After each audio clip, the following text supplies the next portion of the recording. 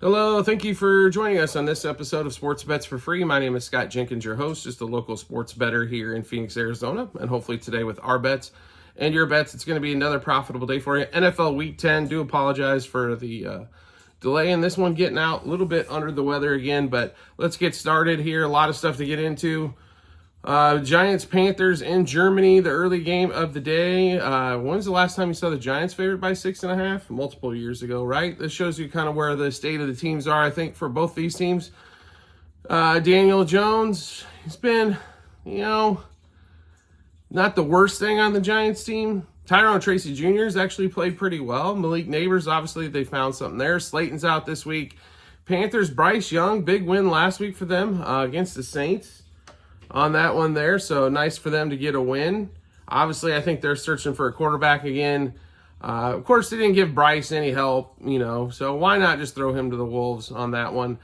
We don't like the side. I can't play the Giants laying any points against anybody. Panthers not in love with this week, but we do like some props here. Tyrone Tracy Jr. over 72.5 rush yards. Chuba Hubbard over 65.5 rush yards.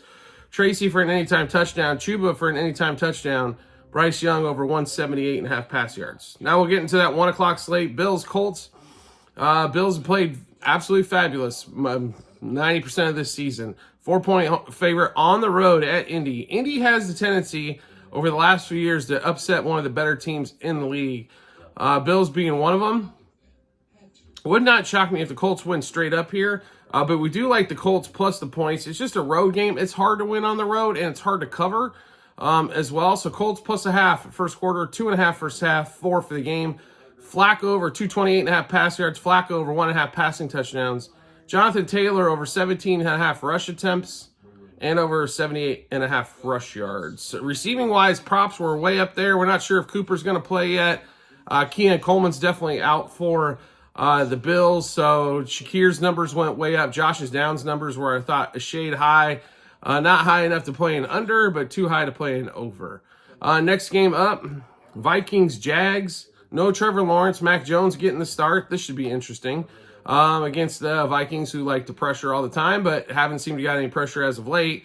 And the Jags pass defense in the secondary, god awful, but we'll see if Mac Jones can make anything. We'll see if Sam Darnold can make anything happen there.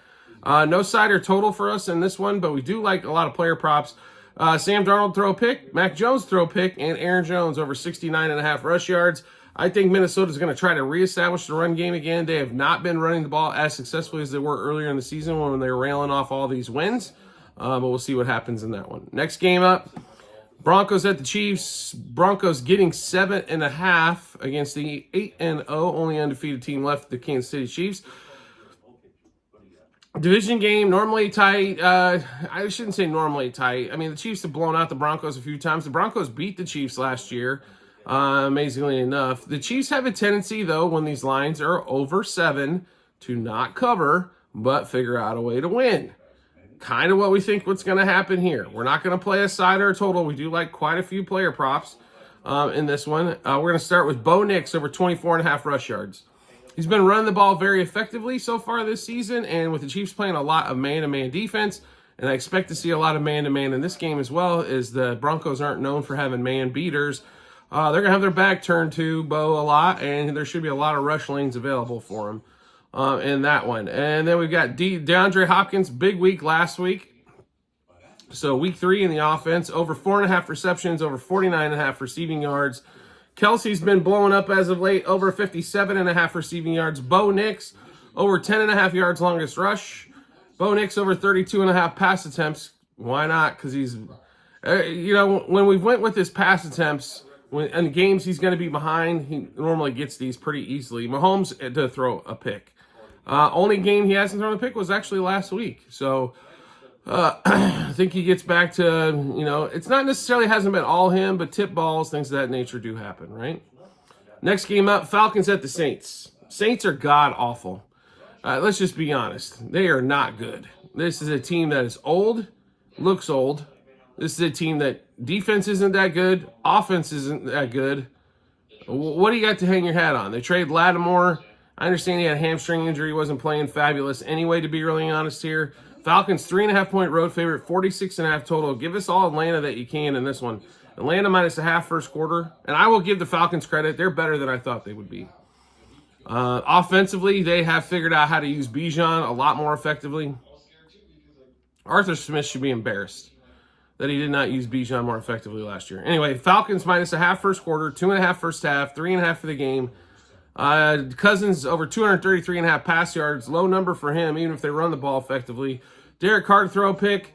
Cousins over 32.5 pass attempts. I think they're going to have to throw the ball. I don't know if Bijan's going to be able to run the ball extremely effectively against the Saints. Mooney 5+ receptions and over 53.5 receiving yards. Still no word on Drake London. I don't know if he's playing. Kyle Pitts, I think, was questionable as well. Mooney has been probably Cousins' favorite target, and he's still only at 5 catches and 50-some yards. You got to keep going to the well on Mooney. Next game up, we've got Steelers at the Commanders. 6-2 Steelers, getting 2.5 on the road against the 7-2 Commanders. 45 total. I love watching Jayden Daniels as much as everybody else. Now, in the games against better teams this year, like going against Baltimore, they did lose. They've beat up on Arizona. They beat up on Chicago. They've beat up on the teams they should beat up on, right? They've been playing fabulous. Can they win that division? I don't know.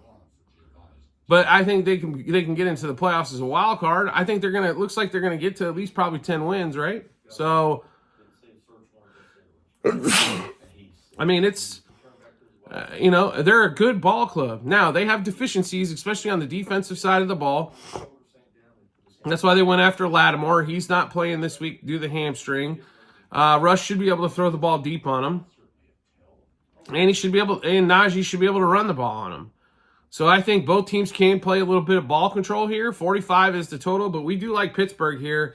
You do not give Pittsburgh points against a team like this, period. And Mike Tomlin against rookie quarterbacks, he will figure out a way to TJ Watt, Highsmith, those guys will figure out a way to make Jayden Daniels pretty uncomfortable early. But Steelers plus a half first quarter, plus 1.5 first half, plus 3 for the game. Russell Wilson over 212 passing yards. Are we serious? The guy's thrown for 250, 270 lately.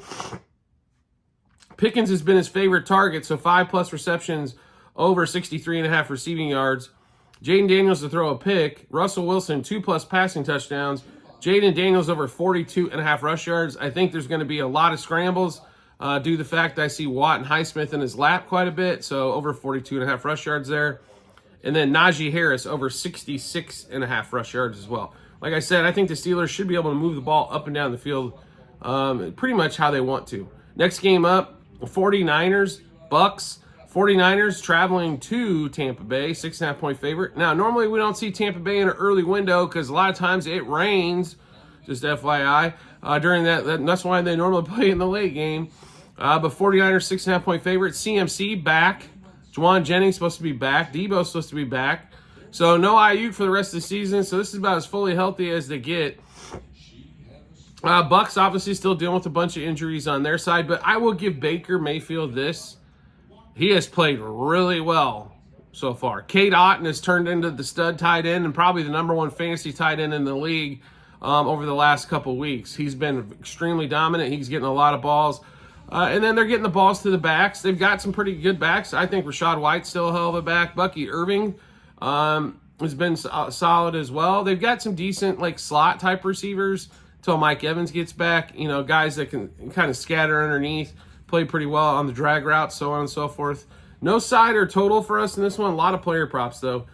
Baker over 245.5 pass yards. Baker to throw a pick because he does in every game. Baker over 34.5 pass attempts because it's going to be hard to run the ball against the 49ers. Cade Otton, 6+ receptions, over 56.5 yards. And Christian McCaffrey, we got to get him back in the lineup, right? We stayed away from the rush yards, but we did go receptions. Over 3.5 receptions, over 23.5 receiving yards. Next game up, Bears at home against the Patriots. I am shocked this line has not moved. Bears 6-point home favorite, 38.5 total. It has been at 6 all week, and it continues to be at 6. The Bears are 8-0 their last 8 games at home, and I believe they've covered all 8 of those as well. On the road, they suck. The Eberflus splits are absolutely ridiculous. At home, The defense travels, right? It plays pretty solid wherever they go. The offense, though, seems to kick it into another gear. The way they played against Arizona last week and Washington the week before, they need to come out and smack the Patriots in the mouth. I'm not saying we didn't pick the Bears to go to the playoffs before the season started. We thought they'd finish 8-9. But I thought we'd see some good stuff from Caleb Williams. We have when he's been at home. It's just been on the road. It's been a disaster. Give us the Bears, though. Like I said, we'll keep riding this home streak. Bears -0.5 first quarter, 3.5 first half, 6 for the game. Drake May, who we've loved so far since he's been starting, over 190.5 pass yards, but he still does make mistakes, so we'll also play him for an interception. DeAndre Swift, over 71.5 rush yards. His home run splits as well have been big. Demario Douglas, over 3.5 receptions, over 34.5 receiving yards. I think last week he had 8 catches for like 38.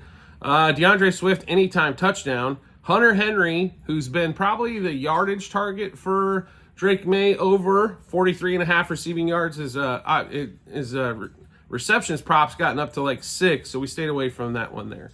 Next game up, Titans, Chargers. As we get into the 4 o'clock window, Will Levis supposed to be back here. This line has moved. It's all the way up to Chargers -8, 39.5 total here. I mean, we expect the Chargers to win, right? I just think something funky might happen this one. You know, we got a low-scoring total, 39.5. We're not expecting much out of Tennessee. Chargers just do enough, and defense has held up pretty well. Just a couple of player props in this one for us. Will Levis to throw a pick. Why not? He does every time. And Quentin Johnson, over 37.5 receiving yards in that one. Next game up, Eagles travel to Dallas, the big star, to take on the Cowboys. Cowboys getting 7 points at home. That's where we've come to. Dak Prescott out for the rest of the year. Eagles come in and have cooked lately. Now they have given up. You know, they had a couple early leads and kind of let teams back into it here. Cooper Rush starting for the Cowboys. Can't believe it's not Trey Lance, especially when you can get an extended sample size. And if you lose games, that's okay as well. You know, maybe we get a higher draft pick, Cowboys, but, you know, do what you do, which is basically the opposite of what you should do. 43.5 total in this one. We love us some Eagles. So Eagles -1.5 first quarter, 3.5 first half, and -7 for the game.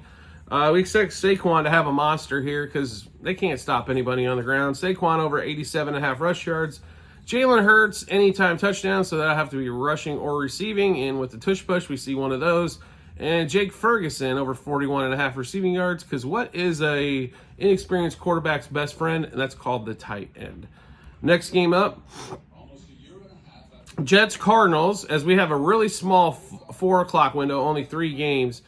Jets traveling to AZ. Arizona has won, I don't know, 3 games in a row? They can't win 4, can they? I don't know. Jets favored currently by 2. Lines moved a little bit, 46.5 total. Nobody is really taking advantage of this Cardinals' lack of defense. They can't stop. They can't rush the passer, which is going to help Rodgers. They can't stop the run, but somehow people haven't figured out how to put some quarters against it. The offense has played pretty well as of late. James Conner should have a decent day today against the Jets' run defense. I don't know about the pass defense on that one there, and we'll see if they can catch Kyler Murray, if he's going to scatter around and run around in circles like he normally does. We do like the Jets in this matchup. We did grab them at the 1.5. Jets -0.5 first quarter, -0.5 first half, -1.5 for the game. Garrett Wilson, 6+ receptions and over 70.5 receiving yards. Breece Hall, over 64.5 rush yards. Sunday night game. Detroit Lions, Houston Texans. Does this line not smell funny to anybody else? The Lions have been absolutely boat racing people. They're a 3.5-point favorite in Houston, 49.5 total.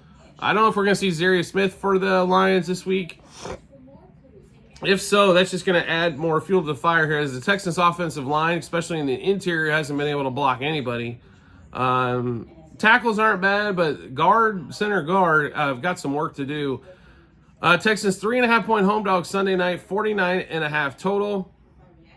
I mean, we like the Lions here. Until they prove otherwise, we got to keep playing this here. Lions -0.5 first quarter, 2.5 first half, 3.5 for the game. Stroud over 230.5 pass yards. They're going to have to throw the ball, I think, to move the ball down the field.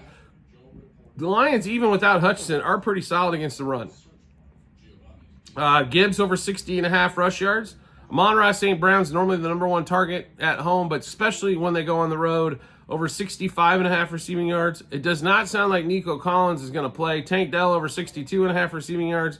Joe Mixon over 79.5 rush yards.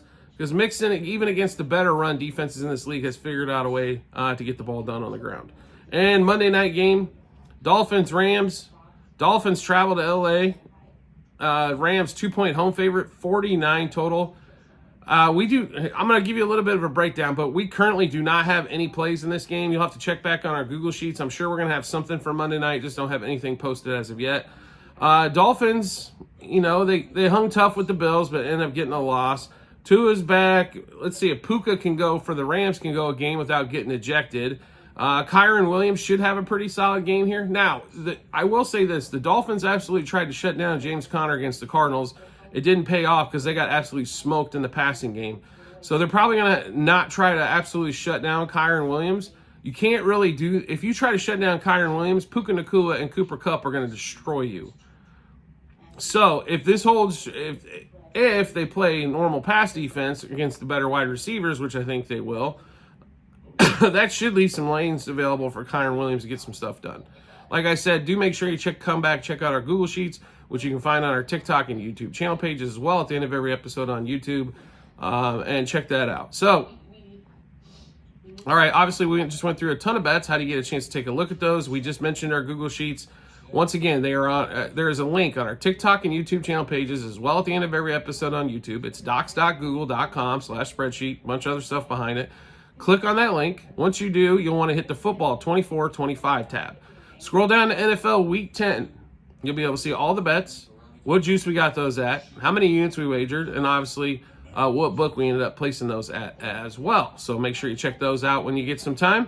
Well worth it, as we are an action channel. We've got a ton of bets going on all the time. So check those out when you get a minute.